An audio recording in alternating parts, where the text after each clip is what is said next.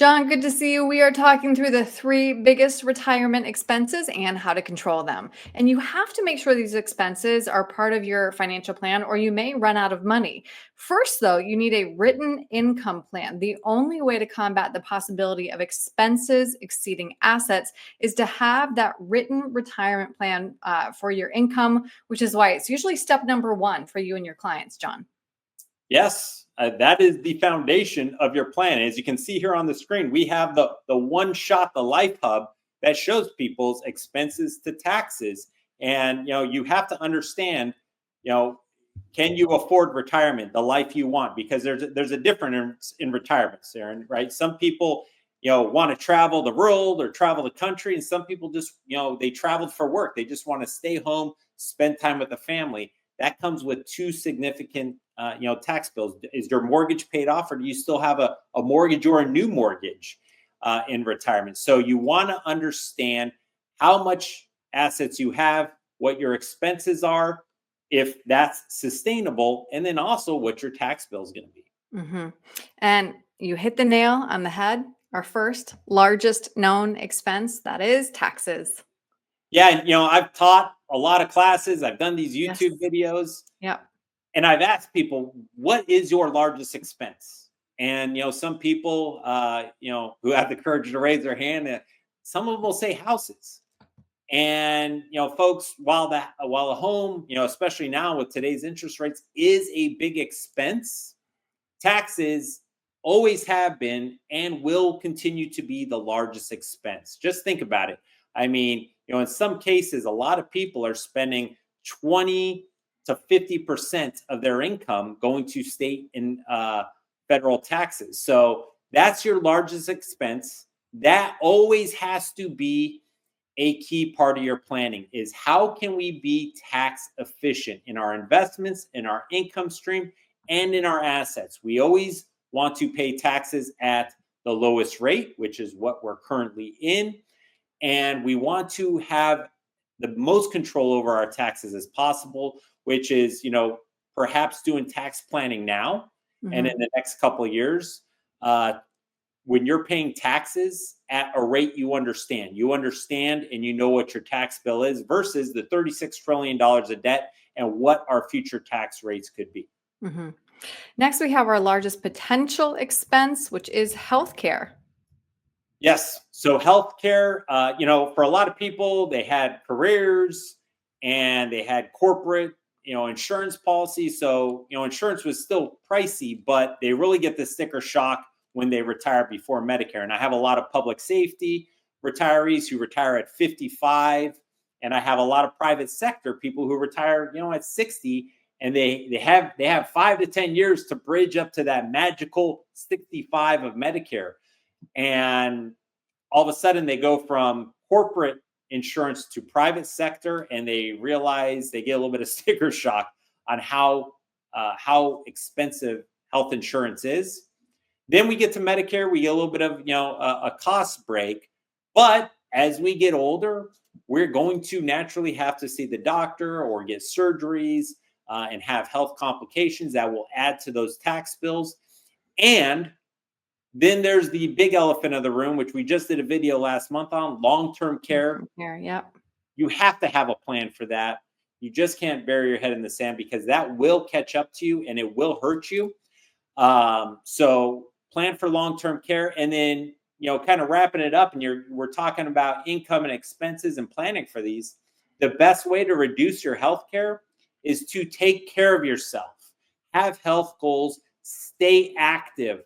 And, if you're healthy, you eat good, you stay active, you're going to reduce those health expenses because you're not going to need the doctor, and hopefully you won't need a long-term care facility. And then last, we have the silent thief, inflation. Yes, inflation is the most insidious tax cost known to man. And here's why, right? Because it erodes the purchasing power of your dollar.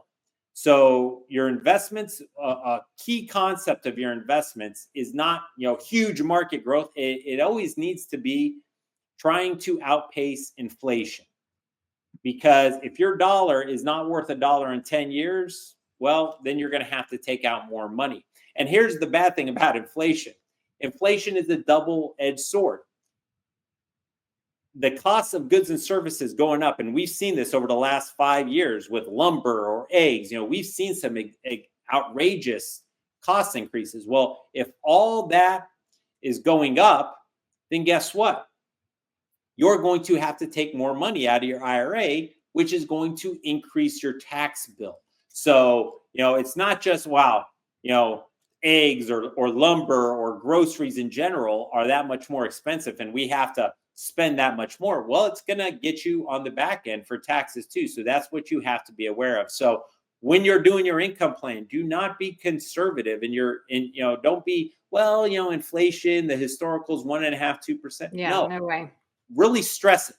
Give yourself a 3.5%, 4% inflation because it's better to stress your income plan and where it doesn't really look great. And if you never hit 3.5% average levels over 30 years, you're going to have more money in the end, which will help you out. Just to explain to everybody watching, the sun has gone away in my neighborhood right now, which is why I'm so dark. But John, you wanted to add one bonus expense that should be on everybody's radar as well. Yes. So I love the segue here because for some people, volatility or the investment expense can darken. Can't control it. Can't control retirements, right? It's not always sunshine and rainbows in the stock market.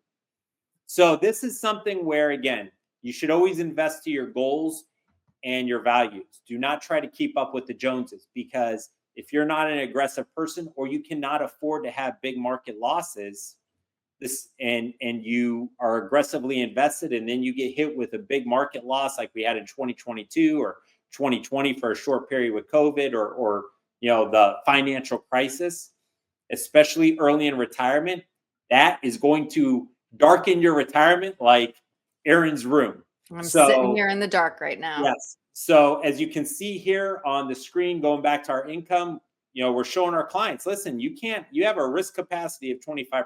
If you lose more than that, then you're going to have to, adjust your retirement. So that's an expense, right? An expense is something that comes out of your assets. And if you lose if you have $1 million and you use $300,000, well, you just gave $300,000 in expenses to the market. Right. The last thing I'm also going to say when it comes to market losses is we just talked about inflation. Market losses, especially early in retirement, coupled with withdrawals, that sequence of returns risk.